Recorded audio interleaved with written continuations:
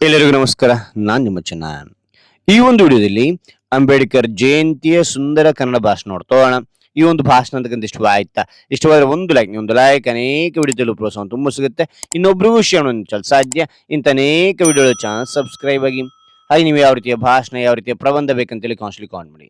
ಆ ವಿಷಯಕ್ಕೆ ತಕ್ಕಂತೆ ನಾವು ವಿಡಿಯೋ ಮಾಡಲು ಪ್ರಯತ್ನ ಪಡ್ತೇನೆ ಅಂತ ಹೇಳುತ್ತಾ ಹರಿ ಒಂದು ಭಾಷಣವನ್ನು ನೋಡ್ತಾ ತಿಳಿತಾ ಕಲಿತಾ ಹೋಗೋಣ ಬನ್ನಿ.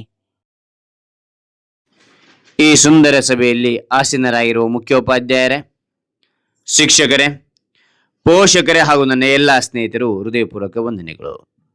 ಇಂದು ನಾವು ಭಾರತದ ಮಹಾನ್ ನಾಯಕರು, ಸಂವಿಧಾನ ಶಿಲ್ಪಿ ಡಾಕ್ಟರ್ BR ಅಂಬೇಡ್ಕರ್ ಜಯಂತಿಯನ್ನು ಆಚರಿಸಲು ಇಲ್ಲಿ ಸೇರಿದ್ದೇವೆ.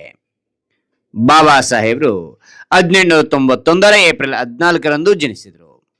ಅವರು ಬಾಲ್ಯದಿಂದಲೇ ತುಂಬಾ ಕಷ್ಟಗಳನ್ನು ಎದುರಿಸಿದರು. ಸಮಾಜದಲ್ಲಿ ಅಸಮಾನತೆ ಮತ್ತು ಅನ್ಯಾಯಗಳನ್ನು ಅನುಭವಿಸಿದರೂ ಅವರು ಎಂದಿಗೂ ಹಿಂದಿರುಗಲಿಲ್ಲ. ಅವರಿಗೆ ಶಿಕ್ಷಣದ ಮೇಲೆ ಅಪಾರ ಆಸಕ್ತಿ ಇತ್ತು. ಅವರು ದಿನರಾತ್ರಿ ಶ್ರಮಿಸಿ ಉನ್ನತ ಶಿಕ್ಷಣವನ್ನು ಪಡೆದರು. ಅದಕ್ಕಾಗಿ ಅವರು ಹೇಳಿದ ಮಹತ್ವದ ಮಾತು, ಶಿಕ್ಷಣವೇ ನಮ್ಮ ಶಕ್ತಿ, ಶಿಕ್ಷಣವೇ ನಮ್ಮ ಶಕ್ತಿ.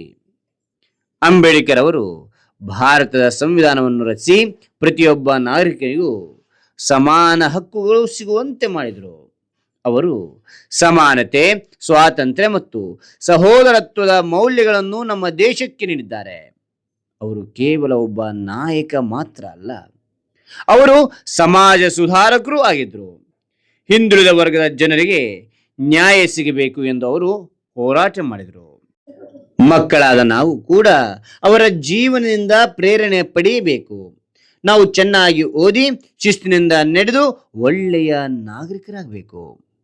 ಅಂಬೇಡ್ಕರ್ ಅವರ ಕನಸಿನಂತೆ ಸಮಾನತೆ ಮತ್ತು ಶಾಂತಿ ಇರುವ ಭಾರತವನ್ನು ನಿರ್ಮಿಸುವುದು ನಮ್ಮ ಕರ್ತವ್ಯ.